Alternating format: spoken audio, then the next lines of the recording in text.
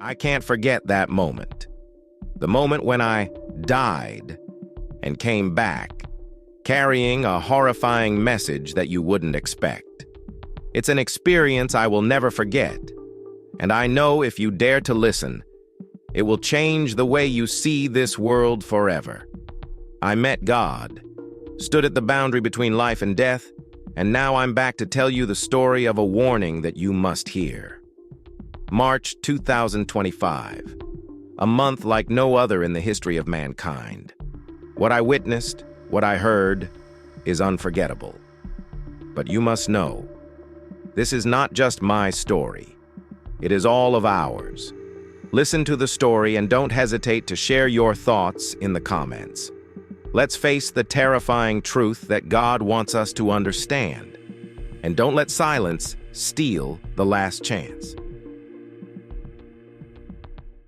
Hello, my name is Philip. On January 17th, 2024, my life took a turn I could never have anticipated. I was just a man driving down a familiar road, navigating the kind of weather that had never seemed threatening before. The rain came down in sheets. The visibility was low, but it didn't feel like anything I couldn't handle. But in an instant, everything changed. My car skidded, spinning out of control as the icy road betrayed me. I didn't have time to react. The crash was violent, jarring. Everything went black. What happened next is something I still struggle to comprehend, but it's a part of me now. I died. For 11 minutes and 46 seconds, I was clinically gone. My body was lifeless, my heart no longer beating. But in those minutes, I found myself in a place I never expected to be. It wasn't the darkness I had feared. No. What I felt instead was a profound, overwhelming peace. It was as if all the worries and burdens I had carried throughout my life simply dissolved. In that moment, I was free. I felt weightless, like I was floating, hovering above the wreckage of my body. From above, I saw the crash site, the twisted metal of my car, the rain still pouring down. But none of it mattered anymore. I wasn't there. I was somewhere else entirely. As I hovered, a golden light appeared in the distance. It wasn't a simple light, but a radiant tunnel, pulsing with energy. Something about it called to me. Something beyond words. My instincts, or perhaps my soul, knew exactly where it wanted to go. And so, I moved toward it. As I got closer, I could feel the warmth, the love, the undeniable force pulling me forward. It was unlike anything I had ever felt, a pure, unconditional embrace. And at the end of that tunnel, I saw him, Jesus. I don't know how I knew it was him, I just did. Standing at the end of that golden passage, he gazed at me with eyes full of understanding, of compassion. There was no need for words at first. His presence spoke to me in a way no voice ever could. I felt him reach into the very core of my being, communicating directly with my soul, not through language, but through an unspoken knowing. Then, he began to speak. "You are not here by chance," he said, his voice calm and soothing, yet filled with a depth that I can't fully describe. "You have been given a glimpse of what lies ahead. What you saw today, the peace, the love, it is real. But you must share what I have shown you, for what is to come will require all of us to stand together." And it was in that moment, as I stood before him, that I understood that what I was about to witness would change everything. It was not just a mystical scene or an invisible wake-up call, but a profound vision of a future that is taking shape right now in our present lives, a future that we are not yet ready to face.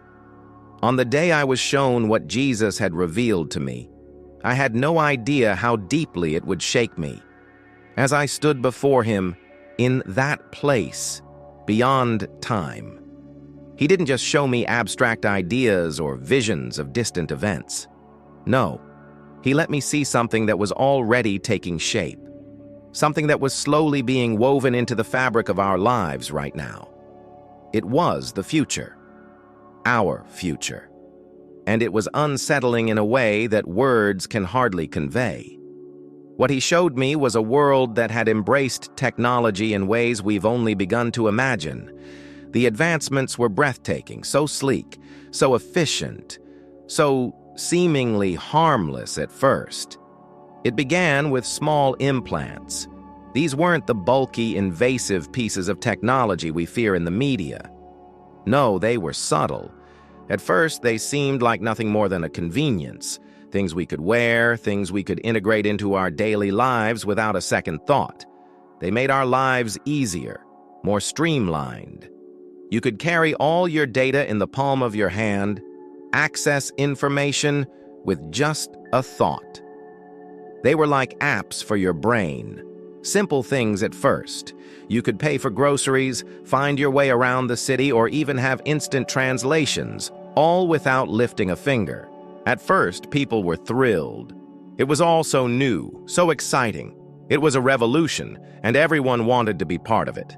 The convenience, the freedom, it felt like progress, a leap forward into a new era. Why wouldn't we want to embrace it? Everything was easier, everything faster. The benefits were undeniable. But what started as something innocuous, a tool to make life easier, soon began to take on a life of its own. Over time, these implants became not just a convenience, but a necessity. As the world became more interconnected, more reliant on technology, the implants evolved. They began to integrate into every aspect of our lives, linking us not only to machines, but to each other in ways we could never have imagined. The need for them grew, subtly at first, but with increasing speed. People started to rely on them for everything, from their jobs to their identities to the very essence of who they were. The moment it became impossible to function without one, we didn't question it. We thought it was a natural progression, this seamless integration of technology into our bodies and minds. But that was when the deception began. We were so consumed by the promise of convenience, of a life without barriers, that we didn't stop to ask the bigger question. Who was controlling this technology? Who was behind it? And for what purpose? Soon, the implants were no longer optional. They became a mandate. No one could get a job, no one could access health care, no one could even travel without the implant. It wasn't just about convenience anymore. It was about survival. If you didn't have the implant, you couldn't function in society. And so, we all complied. The world had become so dependent on this technology that it was almost impossible to imagine life without it. But as I stood there listening to Jesus, I understood the danger in this reliance. This wasn't just about technology. It was about control. What seemed like a tool for ease, for connection, for progress, was slowly becoming a chain that bound us all.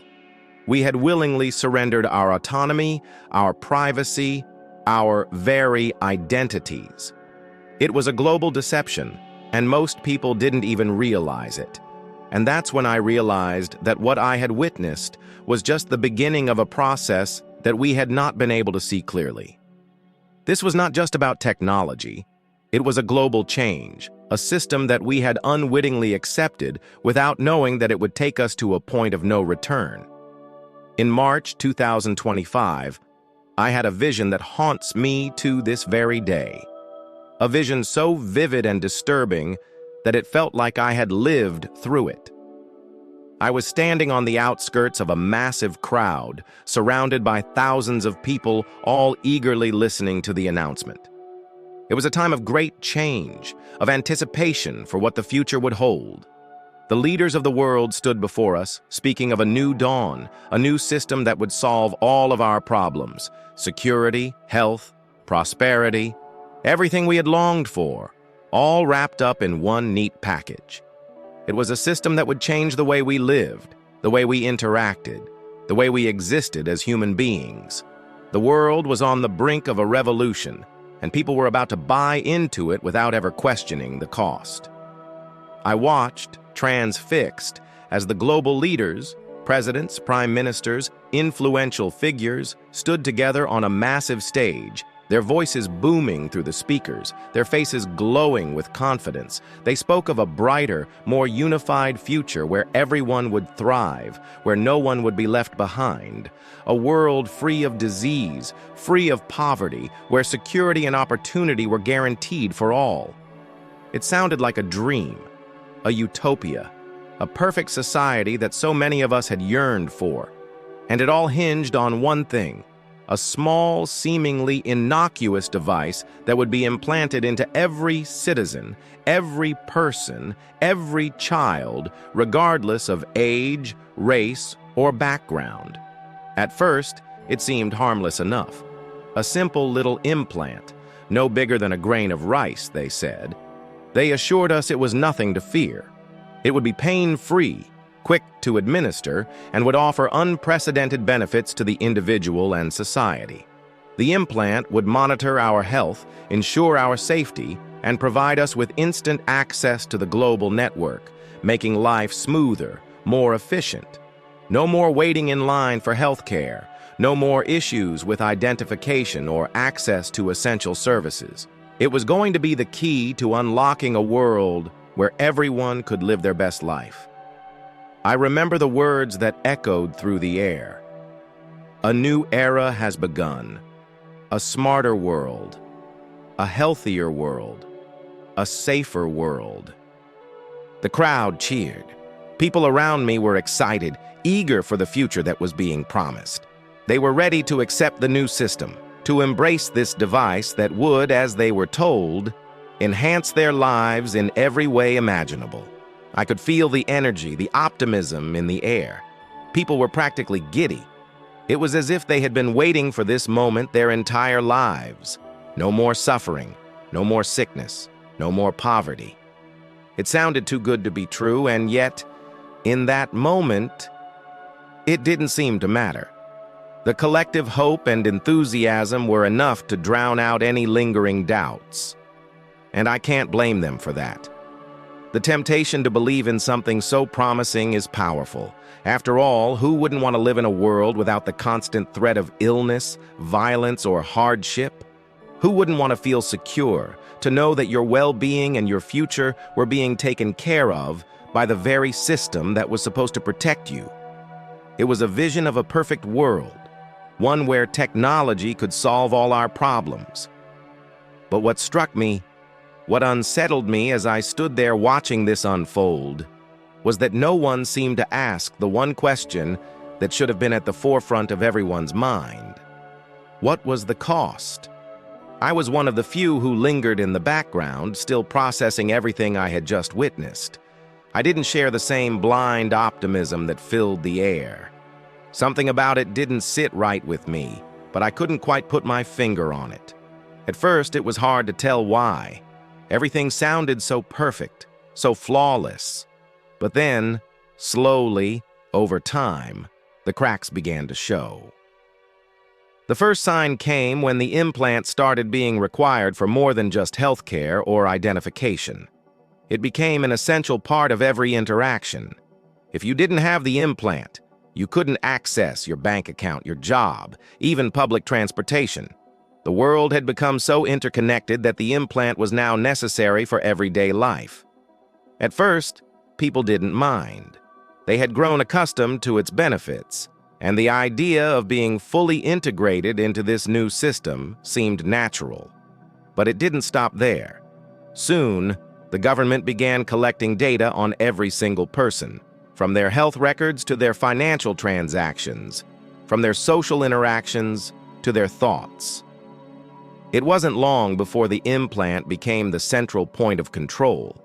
What was supposed to be a convenience, a tool for security, turned into a means of surveillance.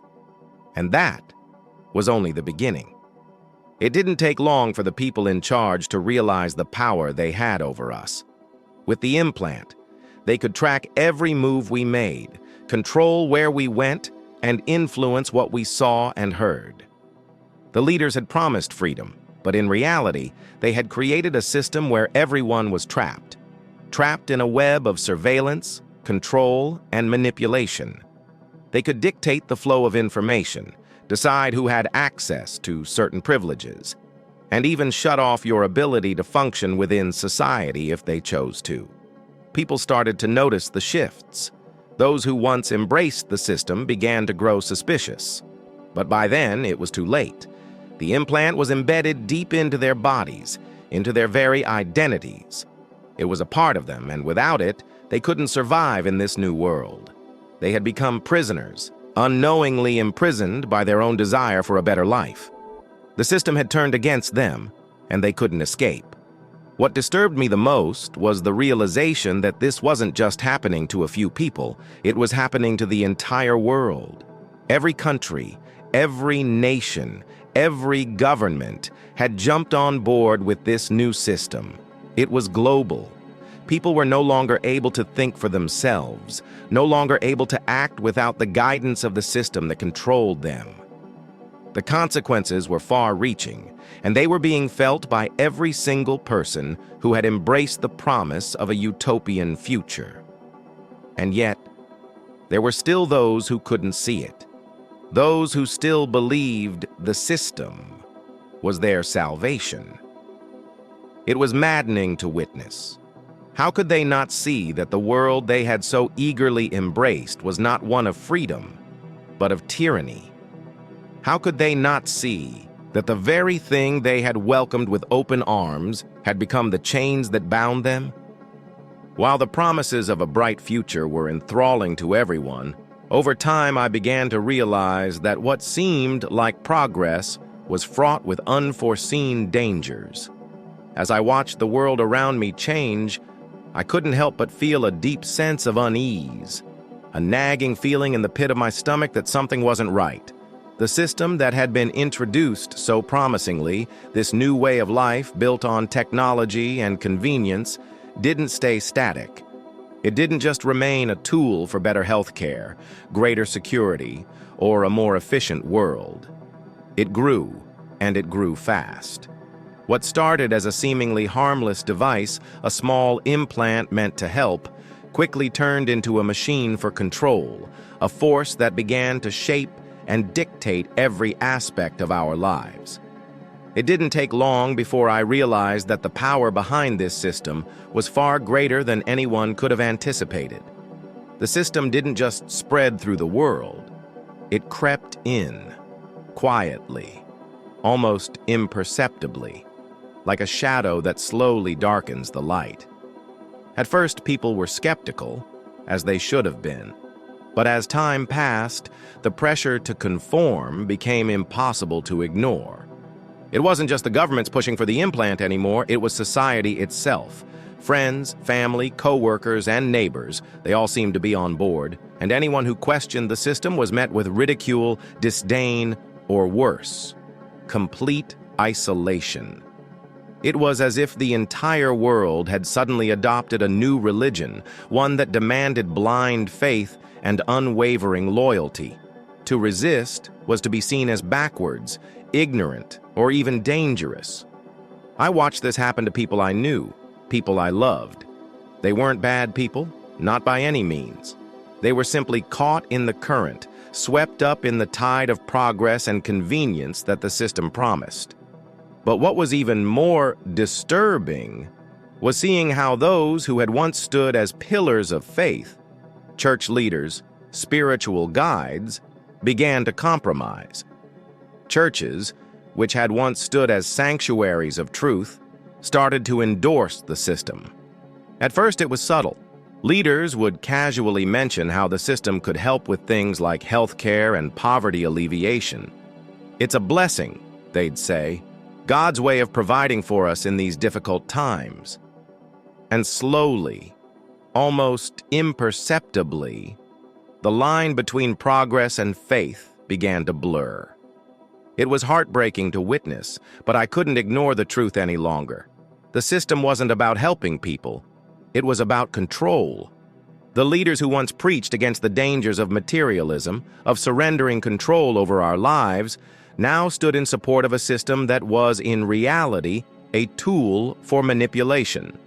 It was a system that made everything about convenience, about instant gratification, and about submission.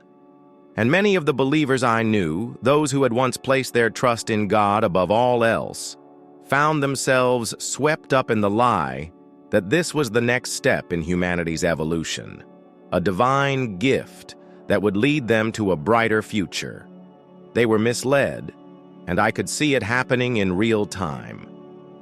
I remember one Sunday, sitting in the back of my church, feeling an overwhelming sense of dread as the pastor stood at the pulpit, preaching about the benefits of the system. He spoke with such conviction, such confidence, that I almost began to doubt my own judgment. How could this be wrong if someone I trusted so deeply believed in it? But deep down, I knew. I could feel it in my soul. This wasn't the way. This wasn't the direction we were meant to take. Yet the voices around me grew louder and louder, urging everyone to embrace the system. They spoke of its promises, of how it would solve poverty, disease, and inequality. It all sounded so good, so perfect, so right. But I saw what others didn't, how those promises were just that, promises. Empty words designed to manipulate, to lull us into a sense of security, to make us believe that we were progressing toward a better future. The reality was far darker. The system wasn't liberating us, it was trapping us. And by the time the churches and spiritual leaders jumped on board, it was too late for many. They had accepted the lie, just like so many others, and they couldn't see the chains that were slowly being wrapped around their wrists. The pressure to conform was everywhere. Families were divided by the system, those who embraced it and those who stood against it. It tore friendships apart, it shattered communities, and it wasn't just the outside world. Inside the walls of the church, the pressure was even more intense. To be a good Christian now meant to accept the system, to accept the implant, to accept the control. Anyone who resisted was labeled as weak, as someone who didn't have faith in the progress that God had supposedly provided. It was a nightmare. Watching the very people I had looked up to, who I had believed to be steadfast in their faith, fall victim to this system. What disturbed me most was the realization that it wasn't just about technology anymore. It wasn't about healthcare or security. It wasn't even about the convenience of a small implant. It was about submission. It was about control, about bending the will of humanity to the desires of a few who held the power to manipulate and deceive. And the church, the very institution that should have been standing firm against this kind of manipulation, was now a part of the system's machinery, unknowingly or willingly, depending on where you stood. It felt like a betrayal, not just of God, but of everything we had fought for, everything we had believed in. The more I looked around, the more I realized that what I was seeing wasn't just a technological evolution, it was a spiritual one. And the system wasn't just a tool for controlling behavior, it was reshaping beliefs. The churches that once preached about salvation, freedom, and the danger of putting technology above humanity had slowly begun to preach about progress and convenience. God's plan, they said, a step forward for mankind. It was maddening, because I knew that if people didn't wake up, they would lose everything. Not just their freedom, but their very connection to God. The system, as insidious as it was now masquerading as the path to salvation. I watched people I knew and loved fall deeper and deeper into this illusion. And I couldn't stay silent. I had to speak out. I couldn't let this go unnoticed. The system was changing everything, our health, our security, our prosperity. But at what cost? It was eroding the very foundation of our society, and no one seemed to notice. I could see that the lies were being sold as truth, and the lies were being accepted as progress. It was heartbreaking to witness, especially when those I loved were being deceived. But the destruction I witnessed was not limited to technology. As the world faced increasingly dire crises, one man emerged with the promise of solutions, but in reality a shadow cast over everything we believed in.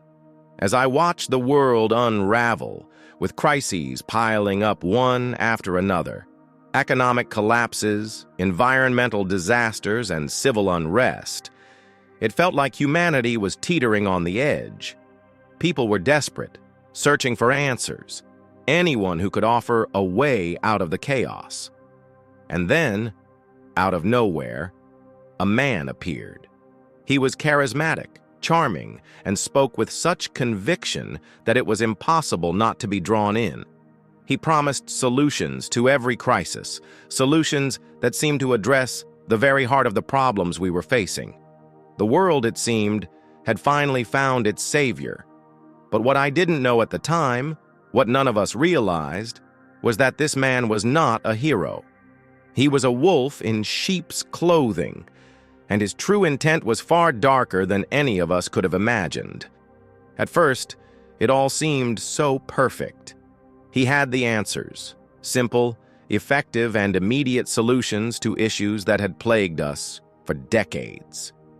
The economy would stabilize, the climate would heal, and society would find peace once again.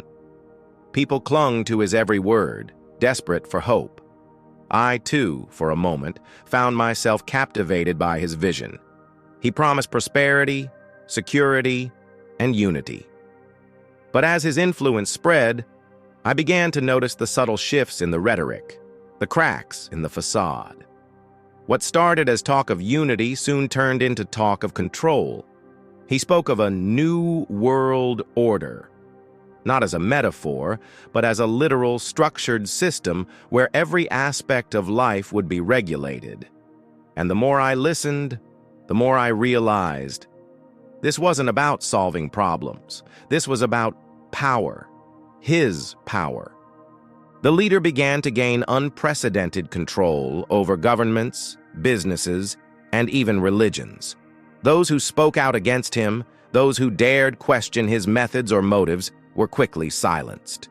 At first it was subtle. Small things like media manipulation or the discrediting of dissenting voices. But soon, the consequences of resistance became impossible to ignore. People who spoke out were suddenly ostracized, labeled as troublemakers, or even worse, criminals. Their businesses were shut down, their livelihoods stolen. In a society where everything was tied to compliance with this new order, being labeled a rebel meant losing everything. It wasn't just about disagreeing with his ideas anymore. It was about being erased from the system entirely. I watched firsthand how quickly things escalated. Friends and colleagues who had once shared my concerns about this leader's growing influence began to fall silent, too afraid to speak out, too afraid to lose everything. At first, I thought maybe they were being cautious, but it became clear that it wasn't just fear. It was desperation. People were being forced into submission, pushed into a corner where they either conformed or faced ruin. The leader's grip on society tightened every day until it felt like there was no escape. Those who didn't fit into his vision, those who refused to comply, found themselves on the outside, struggling to survive in a world that had turned its back on them. It was as if the very fabric of society had been ripped apart, and only those who were willing to bow to his will could thrive. The rest of us, we were left behind, discarded like useless pieces of a broken machine. It was terrifying to watch, and even more terrifying to realize how easily it had all happened. This man, with his promises of peace and prosperity, had gained the power to reshape the world, and in doing so, he had become the very thing he had promised to destroy: a tyrant a puppet master pulling the strings of every facet of society. I remember the day it hit me the hardest. I had always been an advocate for freedom, for individual rights, for the belief that no one person or group should hold such power over others. But as the leader's influence grew, I began to see just how fragile that freedom was. I spoke up. I couldn't stay silent any longer. I criticized his methods, questioned his motives, and called out the dangers I saw on the horizon. I thought I was doing the right thing, standing up for truth, for what was right. But that day, I learned what it meant to become an enemy of the state. I was targeted. My business was raided. My assets were seized. My reputation was destroyed. I was branded a threat to the New World Order. And just like that, I found myself in the same position as so many others who had dared to stand against him. I was erased from society. The life I had built was ripped away in an instant, and there was nothing I could do to stop it. In that moment, I understood the true cost of resistance. It wasn't just about losing a job or a position. It was about losing everything that defined you. Your dignity, your freedom, your place in the world, all of it was gone, simply because I had refused to bow to a man who saw us all as pawns in his game. And what struck me even more was the realization that this wasn't just happening to me. It was happening to countless others. People who had once been pillars of society, who had worked hard for their families, their communities, and their dreams. They too were falling victim to this leader's thirst for control. It didn't matter who you were, what you had achieved, or how much you had contributed to society. If you didn't fall in line, you were discarded. It was a terrifying realization. The leader wasn't just trying to reshape society. He was trying to erase everything that made us individuals, that made us human. And as the world continues to change around me, I am beginning to realize that change is not limited to physical transformations, but also permeates the very core of our spiritual lives. As the world continued to transform around me, I began to notice something far deeper than the physical changes that the system was enforcing. The technology wasn't just altering the way we lived. It was infiltrating the very core of our spiritual lives. I had seen the signs, felt the shifts, but it wasn't until my encounter with Jesus during my near-death experience that I truly understood the magnitude of what was happening. Jesus showed me something that shook me to my core, a vision of a world where faith wasn't just eroded by technology, but actively attacked. The most insidious part of this attack, he revealed, was that the majority of people wouldn't even realize it was happening. The greatest deception wasn't just about losing physical freedom or societal rights. It was about losing something far more precious, our connection to God. And the most terrifying part? We wouldn't even know we had lost it. I remember the moment vividly. I was standing there with Jesus, looking down at a world that had become nearly unrecognizable. It was a place where technology had become the cornerstone of daily life. Everyone was plugged in, connected to the system in ways I had never imagined possible. But as I looked deeper, I noticed something even more disturbing: the spiritual emptiness that was taking root in people's hearts. At first, I thought it was just the physical effects of the technology, the constant data streams, the implants, the endless cycle of work and consumption. But as Jesus began to speak, I realized the truth. This wasn't just a physical problem, it was a spiritual one. People were losing their faith, not by force, but through something far more subtle and dangerous: apathy. The technology was distracting them, pulling them away from the very source of their strength, and they didn't even realize it. Jesus told me that the greatest deception of all would not be a clear, visible attack on faith. It wouldn't come in the form of an outright rejection of God or a sudden dramatic shift in religious practice. No, it would be far more insidious. The deception would be that people would continue to believe they were still faithful, even as they were being slowly drawn away from God. The system would fill their lives with distractions, conveniences, and false promises, until their hearts grew cold without them even noticing.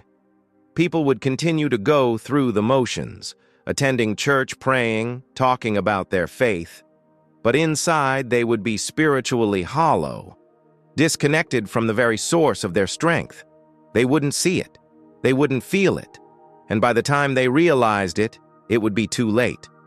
But amidst all this darkness, Jesus showed me something that gave me hope. He showed me a small group of believers who had resisted the system. These weren't the loudest voices, the ones with the biggest platforms, or the ones who could be seen on the front pages of the news. No, they were quiet, humble people, living in the shadows of the world's new order. They had faced incredible persecution. They had been excluded from society, labeled as outcasts, even criminals. Their lives were marked by hardship, by constant struggles against a world that had turned its back on them. But as I looked at them, I saw something the world couldn't understand. I saw strength, real strength, that came from their unwavering faith. Despite the pressure, despite the technological grip that was tightening around them, they remained connected to God in a way that no system could touch. They were spiritually unshakable, protected in ways that went beyond human understanding. In that moment, I knew the truth. No technology, no system of control, no amount of persecution could ever take away their connection to God. These believers weren't relying on the world's solutions. They weren't looking to the system for comfort or security. They had something far deeper, far more powerful: faith. Their faith wasn't tied to a church building, a set of rituals, or even to the physical world at all. It was tied to something eternal, something that no technology or power could ever touch. I watched as they stood firm in their beliefs, refusing to compromise, even when the world mocked them or cast them aside. They were living proof that true strength comes from God, not from the systems of this world. I remember the peace that surrounded them, a peace that made no sense in the context of their suffering. The world saw them as weak, as powerless, as people who had nothing to offer in a world driven by technology and progress. But I saw them differently. I saw them as the most powerful people on earth. They had something the world couldn't take away: a deep, unshakable connection to God. They were the true rebels, the ones who refused to bow down to the system, and in their resistance, they were the ones who had the real power. As I stood there, looking at them with Jesus, he reminded me of something important. We were all being tested. This was the challenge of our generation. The technology, the system, it wasn't just about convenience or progress. It was about loyalty. It was about who we chose to follow. Would we follow the systems of the world with all their promises of comfort and security? Or would we stand firm in our faith, like those believers who refused to give in, who refused to let anything separate them from God? I realized then that this wasn't just about a physical implant or a social system. It was about the battle for our hearts.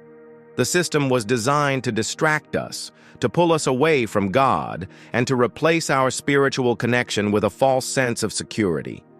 But these faithful believers showed me that we could stand firm, that we didn't have to be swept up in the tide of deception. We could resist, and in resisting, we would find a strength that the world could never offer. In that moment, I knew what I had to do. I couldn't remain passive in the face of this deception. I couldn't let the world or even my own fear pull me away from the truth. The world might be changing, but my faith, our faith, was the one thing that would never change. And I had to hold on to that, no matter what. The vision that Jesus showed me ended with something so powerful, so haunting, that I can still hear it in my mind to this day. The sound of a final trumpet blast. It was unlike anything I had ever heard before. It wasn't just a sound, it was a call. A call that echoed through the heavens, shaking the very foundations of everything we knew. That moment I knew Jesus was coming back. I watched as two distinct groups of people were revealed to me, and the contrast between them was like night and day. On one side, there were those who had prepared, those who had stayed faithful, even in the face of overwhelming pressure. These were the people who had resisted the pull of the world, the distractions, the lies. They had remained steadfast in their belief, holding on to God with everything they had. And as the trumpet sounded, I saw them rise up, filled with joy and peace, as if they were being drawn by the very hand of God. Their faith had been their anchor, and now they were being rewarded for it in a way words can hardly capture. But on the other side, there was a different group. These were the ones who had waited too long, the ones who had put off their decisions, believing they had time, believing they could wait for a more convenient moment. Now, as the trumpet sounded, it was too late. I saw their faces filled with fear and regret as they realized the choice they had missed. They were facing destruction, a fate they could not escape, and there was nothing left to do but accept the consequences of their inaction. That moment was a stark reminder to me. There is no more time to waste.